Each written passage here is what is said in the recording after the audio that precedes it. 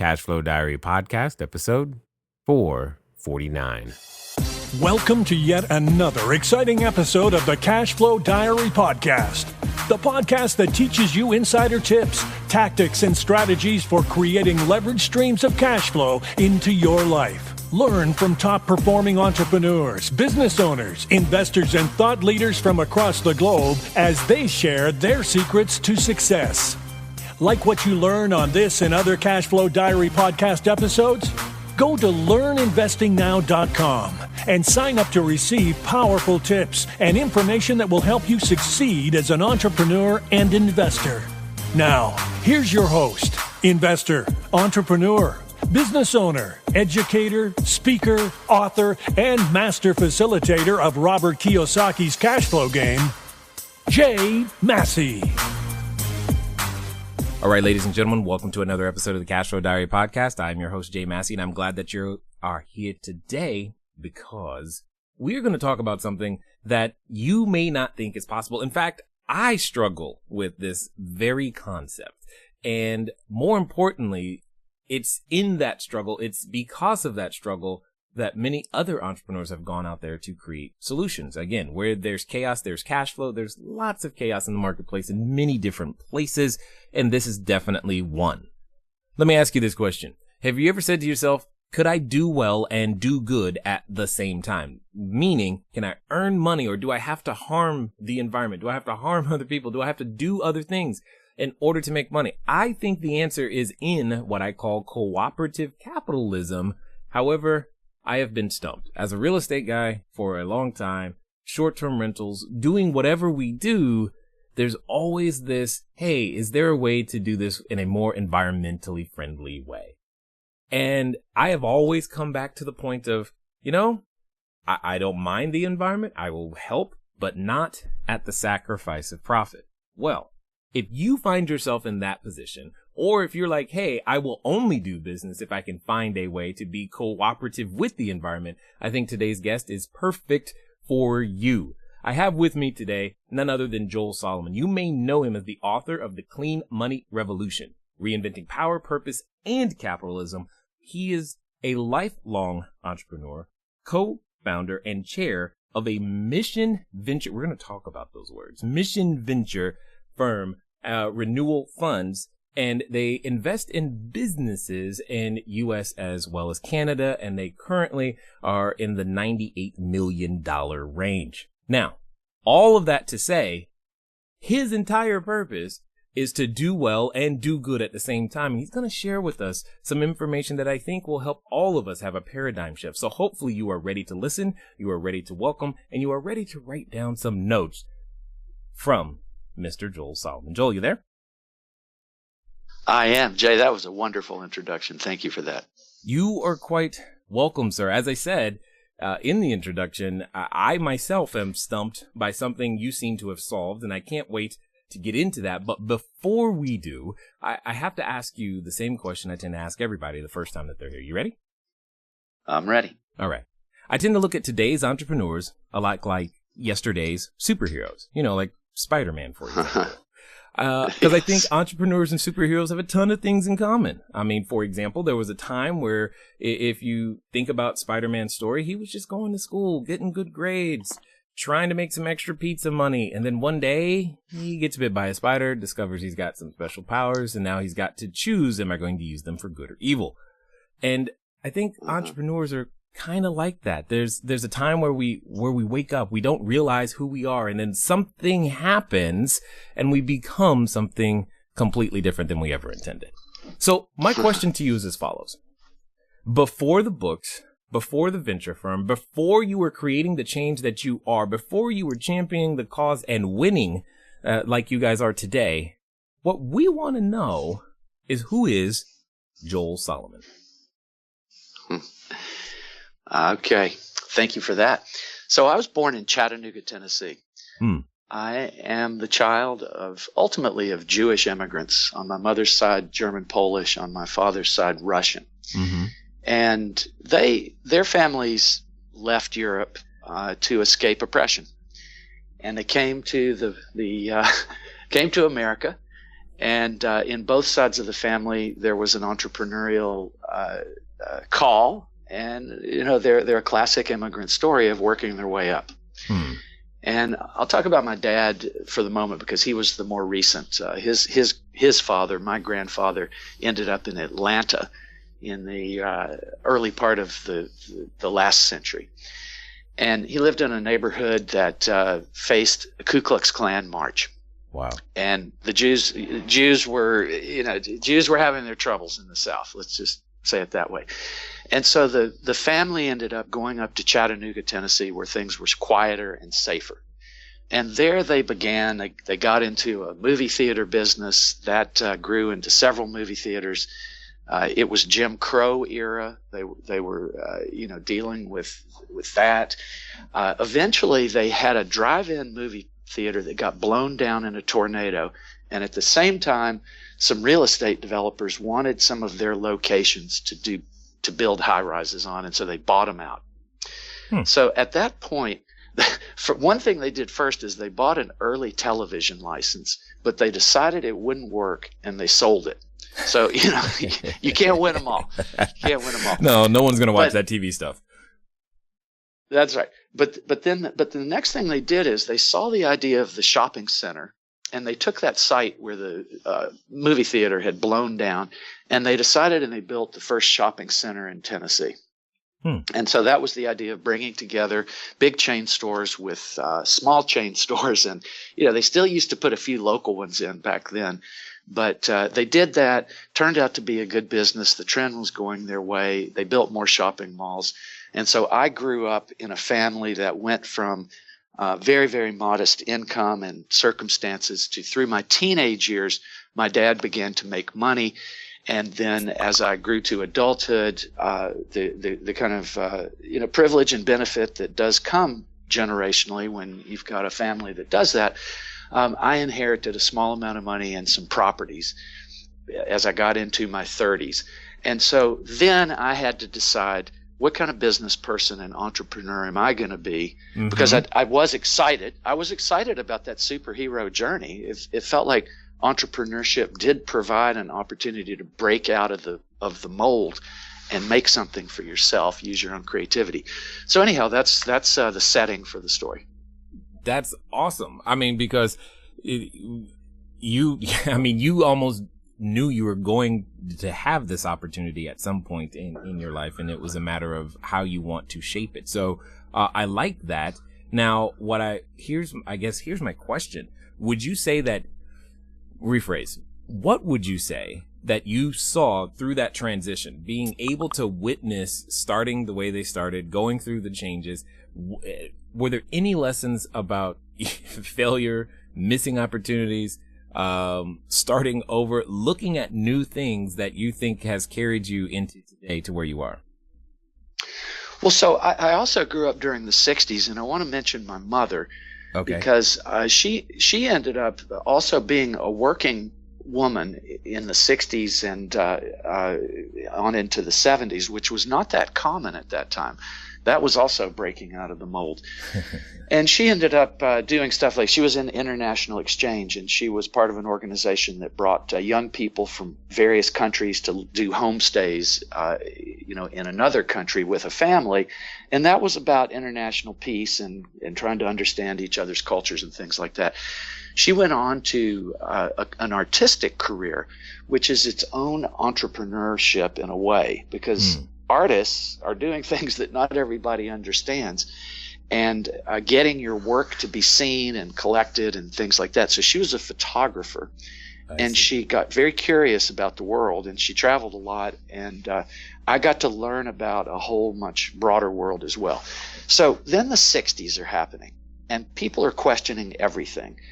Vietnam War, assassinations of important leaders, all this kind of thing. And capitalism was getting questioned. And so my father dies. I decide I've got to go into this, and I'll just keep the story short by saying it had come clear to me that you do have some choices as an entrepreneur, and you can design businesses that are helpful, that employ people well, that think about their community, that use their benefits to help other people, maybe maybe pass on investments to help next entrepreneurs come along, all kinds of things that gives you as ability to do in the world. And so what came clear to me is world's got a lot of challenges. Money, business, and finance have a huge ability to influence the world that we live in. So why don't we attempt to do something with it that's going to make the world better? And so that was the starting place. Interesting. Well, what you're bringing up, I think a lot of people care about, but we don't have enough information, education, resources to figure out what we can do about it. Because what you're talking about, my friend, is such a huge thing. It's like, yeah, but somebody else has to deal with that because that's beyond me. Do you understand what I'm saying? I do. And I understand that I had some privilege, that I came from a family that was able to make their way and make some money. Mm-hmm. And that, let's just say it. I was a white kid, despite the fact that I was still had to deal with a certain kind of discrimination as a Jewish white kid. I did have opportunities that not everybody necessarily has as easily as I did. So my family struggled, but I was given a platform. But what became clear to me, and I'm going to fast forward a little bit, because if it started then as the impulse of a young man that was rebelling against systems I didn't like, and wars in foreign countries and things like that, today what I know is that there is a lot of money to be made by doing the right thing. And that's because there's a consumer that's better informed. There is an increasing awareness about the crisis that we face as population. When I was born, went from under 3 billion mm-hmm. to over 7.5 billion right now. And it's not slowing down. That's for sure. A few more people. It's not just environmental issues and green things. It's about people as well. So let's take real estate, for example. Yes. Well, eventually, the first thing I did was I inherited some properties, and the shopping mall thing was starting to become clear to me that it was killing off small businesses. It was moving everything out to the suburbs, and it was based on a whole trend that people were abandoning the city and moving out to the green pastures of the suburbs. And I thought it was tragedy that was going on in the cities as they were getting eaten away. And so my very beginning was, I'm going to go into local real estate in the city, and I want to support small businesses and do small properties. And so it was property by property to scrape together the money for a down payment, get some tenants in there. We also, with my partners and I, got early into coffee. So coffee used to be, some ground up stuff you put in. Now coffee becomes this more and more, sophisticated thing, and people get fancier about it. But the thing about coffee that I liked was it created gathering places. Mm-hmm. When I grew up, the kind of places you had to go to hang out with your friends was like, International House of Pancakes. And that was fine. But the movement of the modern cafe movement, was really driven by people that like conversation and exchange of ideas and place for people to hang out, and for entrepreneurial ideas to grow up. So coffee and real estate were the beginning, and property by property, and then cafe by cafe. And then that led to other businesses. And I'll take a pause there.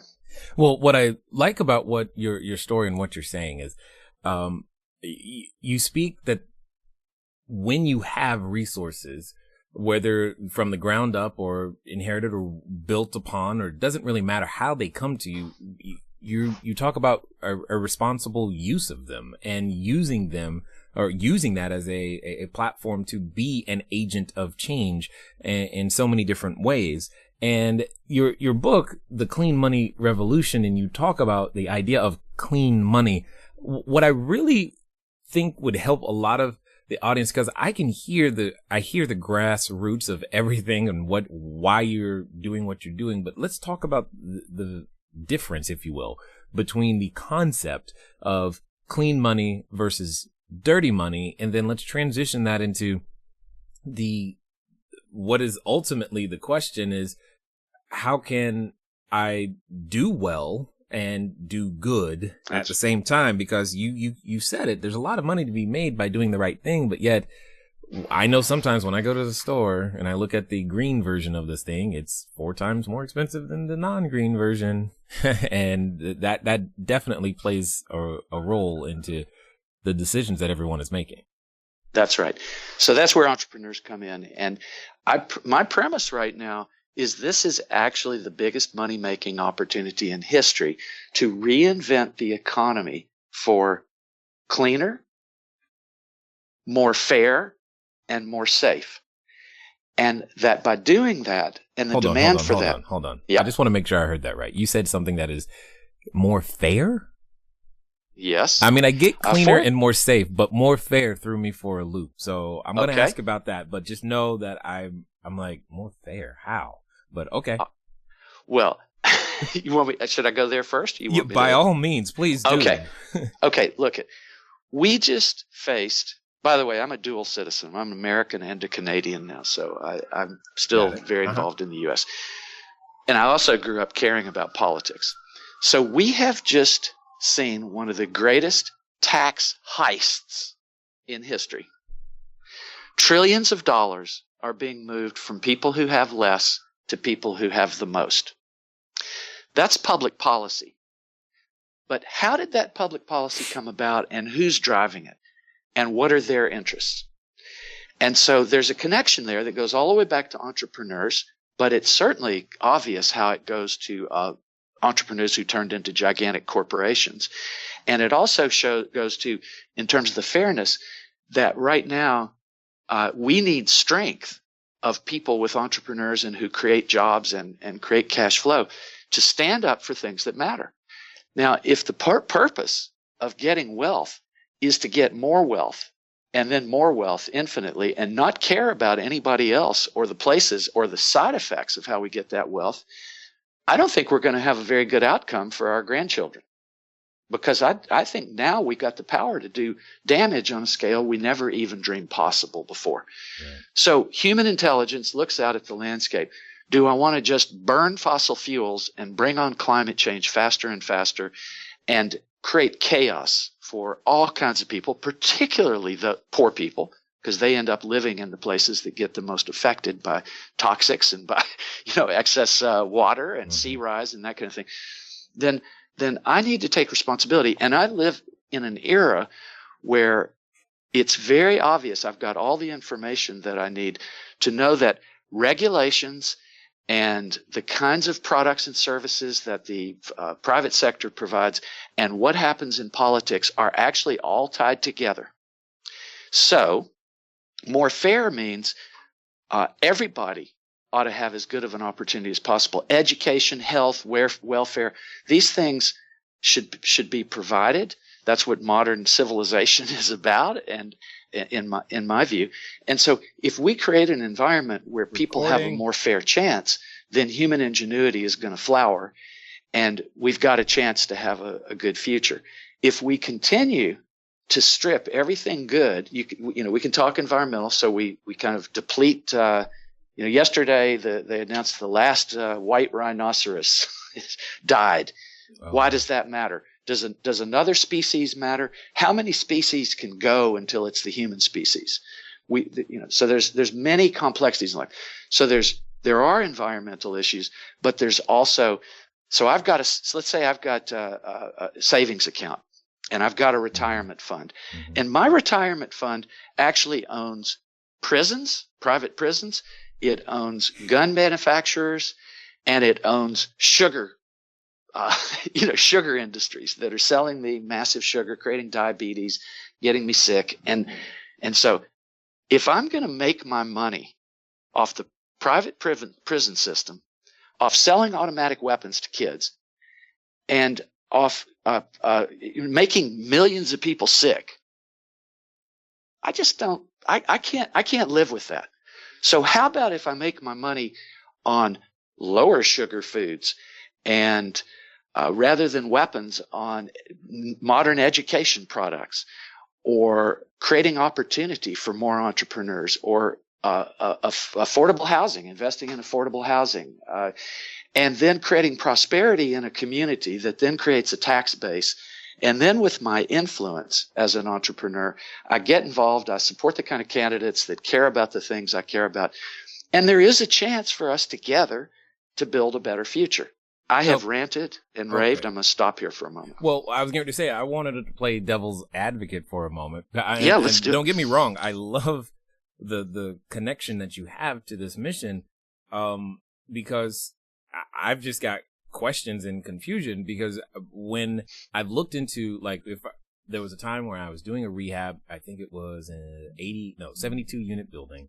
And it was the types of rehabs that I've done in the past. They are, all the way down to the studs, nothing at all inside the building. Yeah. My point is, at that moment, I'm considering everything, all the materials, all the stuff to be able to go out there and put the building back together, put it into productive service, etc. Yes. And there was individuals on the team that were very conscious of the very things that you're talking about, and they started suggesting the products that were more environmentally sound, safe. I mean, I think as real estate investors, we can have a major impact on the environment with everything that we're doing because of the materials, etc., that we're using. But I hear what you're saying, but the challenge is that we have to deliver, as an entrepreneur, my challenge is to deliver a product to the consumer that they're willing to pay for at a price that makes a profit. And if I can't do that because of the materials, the raw goods, everything else that's required to do that, it makes the project not work now, simply because I'm trying to hit a sustainability goal. How does an entrepreneur resolve that conflict? That's my biggest question. It's like, I'd be on board if I can find a way to actually deliver the same service in a more environmentally friendly way. Hello there, entrepreneur. This is Jay Massey, and what I want to say to you is that the number one mistake that I have ever made in business, number one, has been waiting too long to do the books, waiting too long to get the bookkeepers, the accountants, the CPAs, the CFOs involved, and I don't want you to make that same mistake. That mistake cost me over 6 figures, and now for a significant discount, you have the ability to get your books together using FreshBooks. So what I want you to do is I want you to go over to gofreshbooks.com/cashflow diary. Again, that's gofreshbooks.com/cashflow diary. FreshBooks is the easy to use software designed to help you, the small business owner, the freelancer, get organized and save time on invoicing, getting paid faster, keeping those books in order so that it becomes a bonus for you to do your taxes as opposed to a burden. Go over to gofreshbooks.com/cashflow diary and get started today. And now let's get back to the rest of the story. First thing I'm going to say is the world is complex. We make choices. You can put in your body the really damaging stuff that's the cheapest possible food you get. Right. You can put in your house toxic materials that are going to end up creating cancer. You can, but we're not going to solve it all. None of us are going to solve all this. This is about a mindset that says, how do I do the best I can in a relative world? So if you're selling to a client base that has got to have the lowest cost possible housing, then there probably is going to have to be government to get involved and to offer some incentives. So if we're talking about subsidized housing, that's one thing. In Vancouver now, they are building green subsidized housing. That's a choice that gets made with the tax dollar. I see. As an individual entrepreneur, who's your marketplace? If you're hitting, if you're hitting young families that have got some kids and they want to raise them in a healthy way, they're starting to realize that asthma and all kinds of strange diseases are happening because of some of the chemical substances that you're going to breathe and that you're going to come into contact with are going to get into your food system if you live in a house that's full of really nasty stuff.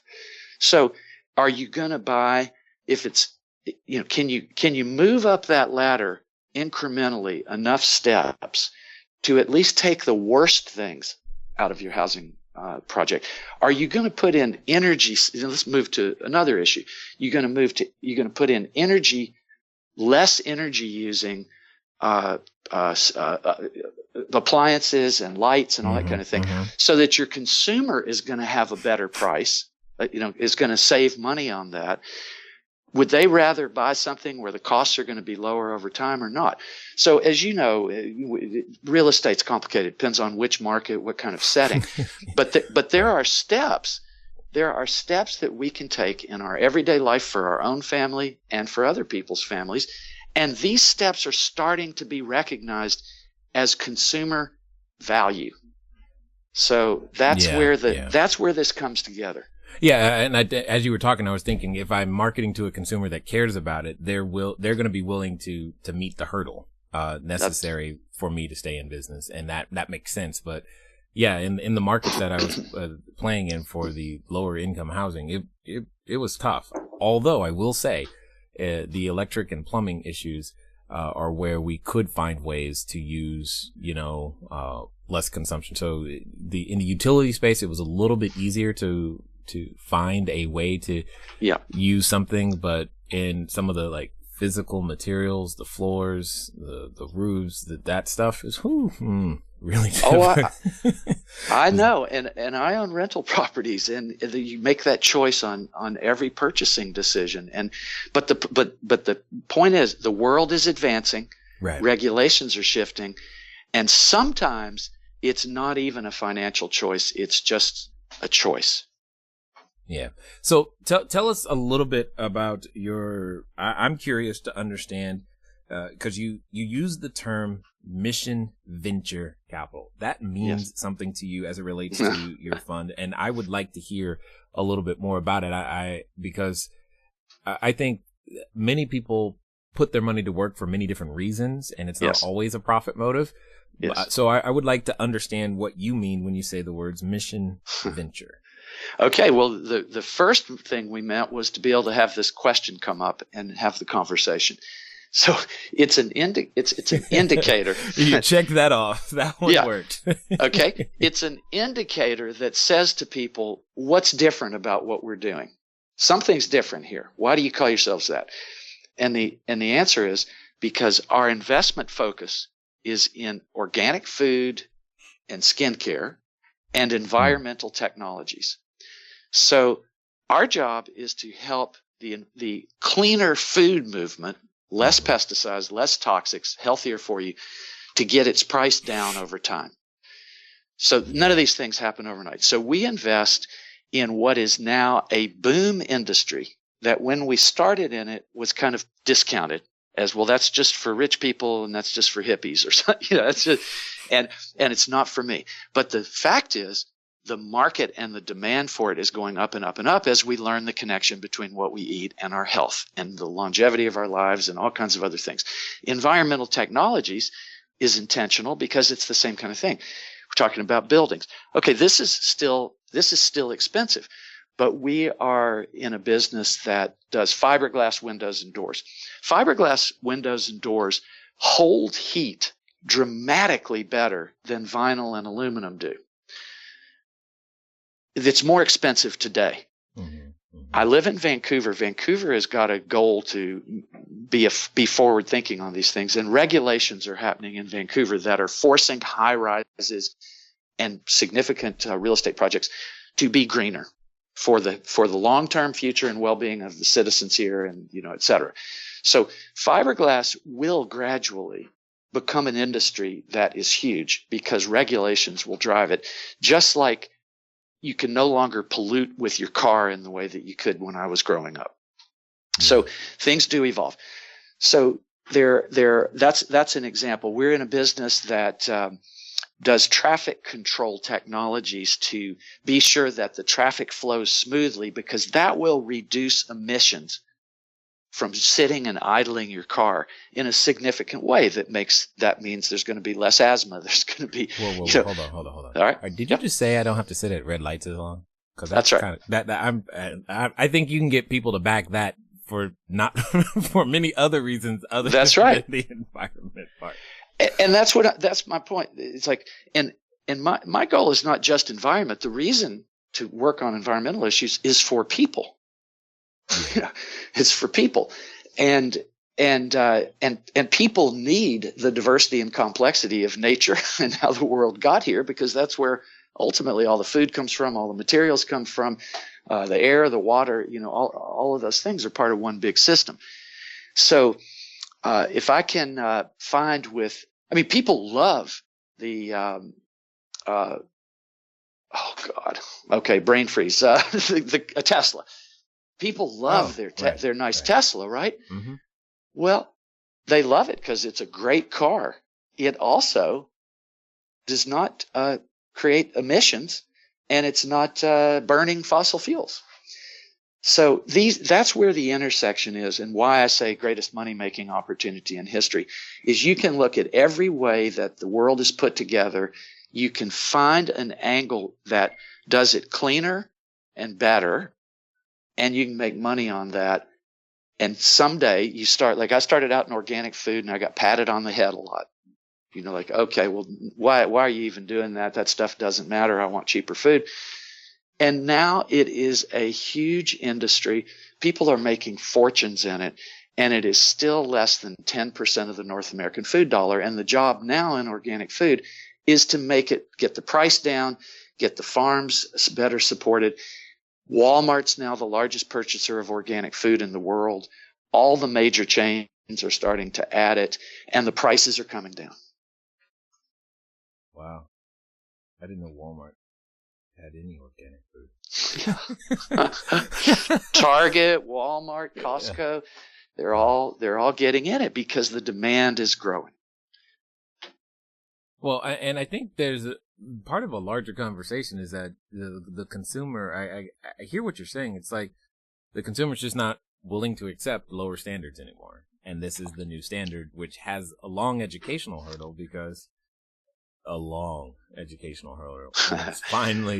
it's beginning to come to the marketplace. So let me ask you this, because you make a living at helping people find a way to do well and do good at the same time. So for some of the entrepreneurs that are listening, that are thinking, hey, I got an idea, what are some of the things that you've seen, from the companies that you guys have chosen to be a part of your fund? What are some of the things that you've seen that have been common amongst those that find the success or find that right product and customer match, etc., so that they can achieve and build the cash flow that they're looking for, but also do well and do good at the same time? Okay, so some of these are just basic human relations and how do you build confidence in an investor. But because our stated goal is we want cleaner, better, less waste, less damage, and because those are now boom industries, we not only want somebody who sees it as a way to make a lot of money, we want people who want to make money but actually get it and embody those values and carry them as far as they can through their company. Nobody's going to be perfect. No company's going to be perfect. But if somebody's just onto, wow, solar energy is a great idea right now, I can make a killing on it. And their practices with how they employ people, how they cut corners or don't, how they follow regulations, or they take their waste out and dump it in the middle of the night in a stream, or things like that. We want people who actually have integrity and care. So they're going through the same struggle you and me are. Is how do I'm aiming towards perfect, but boy, that's a hard goal. I'm probably not going to get there. But how do I do better? And because the marketplace now wants that better product, and I'm an investor, and there's a growing number of these investors who understand this and have people behind them, because it's not our money. We put some in, but we're putting together other people's money, and then they trust us to go out and support entrepreneurs with it. But those investors are trying to do better with their money. They've got a story to tell their kids. They actually, it's a legacy thing for them. They care, and they see the business opportunity. And then the entrepreneurs, we want the ones who seem like they're going to actually succeed. And to succeed, you got to have some you got to understand what you're involved in, and you got to believe in it. You got to be able to talk about it. So basically the summary, the simple line is, as an entrepreneur, if you're going into one of these fields and you like this angle I'm talking about, just be really informed, just like you need to be about any other aspect of your business, and be real about it. I will go on to say, I hope someone can figure out the solar thing and bring that way down in terms of implementation costs. And you know that's happening. You know that like right. In the last 2 years, the price of solar is left behind fossil fuels, and the world is moving there fast. Yeah, I mean that's a big one, and I mean that was when I'm looking at our properties, etc. The one expense that I still feel is out of control that I have no way of battling is my electricity consumption at each of the locations. It's like, if I could just figure out something that could help lower that would be really, really good. So that's right. So you have just been hooked by the premise here, which is as entrepreneurs come up with products that you can buy, that you don't have to do extra effort. You know, they're convenient, they work, they're reliable. You're going to want to bring down energy prices for your end consumer, because that's a selling advantage. Absolutely. Absolutely. I mean, in fact, I could see there could be a time where it's like electricity is included, because it's, that's right. That would be beautiful. I mean, you want to talk about keeping a property full.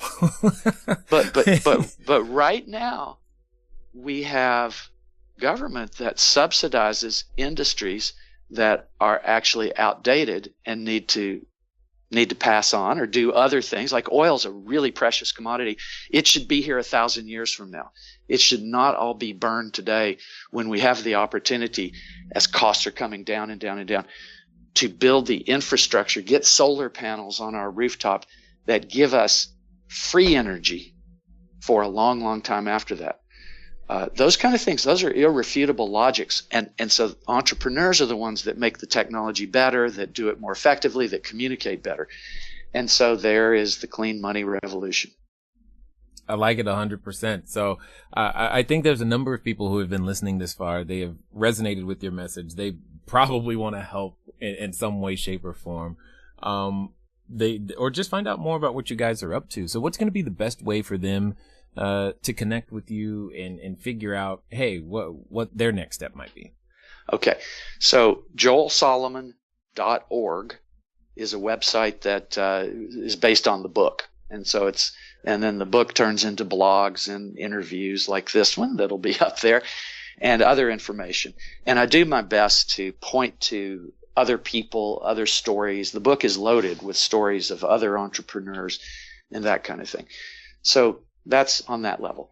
The mission venture capital firm is Renewal Funds, FUNDS.com. And that is a classic venture capital firm, but it just has the kinds of screens and is focused on the issue areas I'm talking about. So that might be educational and informative just to look at. But I will say, we are in the era where seek and ye shall find has meant something a lot more than it did 2,000 years ago. Okay. Right. And you get on there and you start asking these questions. Or if you're in business and you want your business to represent these kinds of values better, you can find and what you need to find. So if you and there is a world of this going on as innovation is the way innovation happens is first the early adopters who get treated like they're crazy. Money starts getting made. Right. And then other people get in it. And so you can almost pick any product or service right now, and somebody's offering it cleaner, greener, more fair. They're a better employer because they got to retain employees. This cycle is not just about this costs more, this costs less. It's about a number of things that make business go a lot easier. If you act better, there's a young, there's an emerging population now that's informed and wants to work with entrepreneurs who care about these things. Yeah, totally understood. So, as we wind down here, there's a question that's in the back of my mind, because I know there's a number of entrepreneurs who are at the beginning of their journey. Yes. And there's this thing that oftentimes when listening to, other people who are further along in the journey, we can get inspired. We can feel like, yeah, you know what? I'm going to do this thing. So Joel, let's pretend for a moment that there's someone who's standing in front of what I would call the proverbial superhero outfit store. They are ready to put on their cape. They're going to do this thing and make it happen. But like I know, that in those moments, we often have a companion, and that companion comes into the form of a voice, and that voice often says things like, you can't, and who are you to think, and don't you know that that's not gonna work, and no one's ever gonna buy the green version of that. I mean, and for some people, they're even related to that voice. Yes. So my question to you is as follows.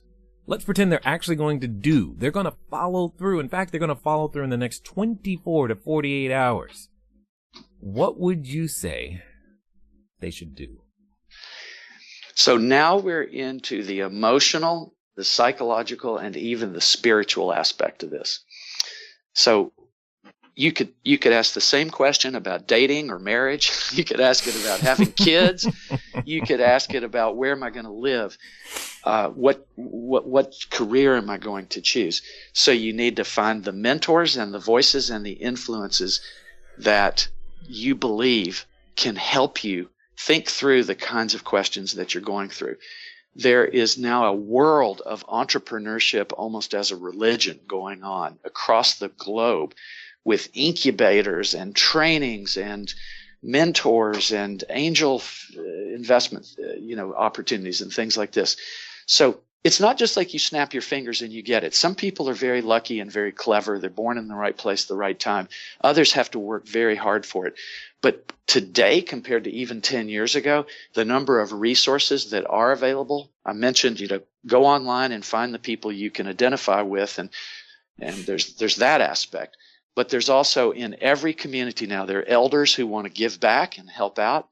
There's successful entrepreneurs that want to, and there's a growing ecosystem there to support you if you want to do something with your life that's actually going to help people and places be better and help the long-term future succeed.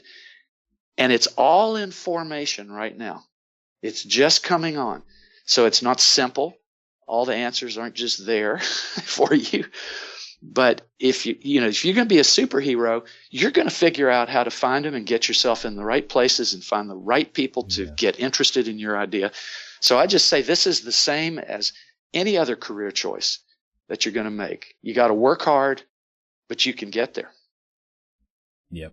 Totally appreciate that 100%. Let me be the first to say that I thank you for championing a cause. Thank you for being an example of responsibility with resources, because oftentimes it's not what we see in the media.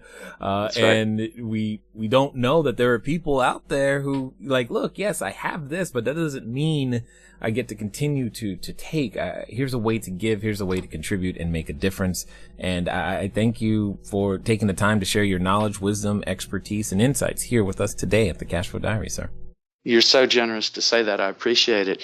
And the point is, there were ancestors that came before us who cared and tried to make the world better.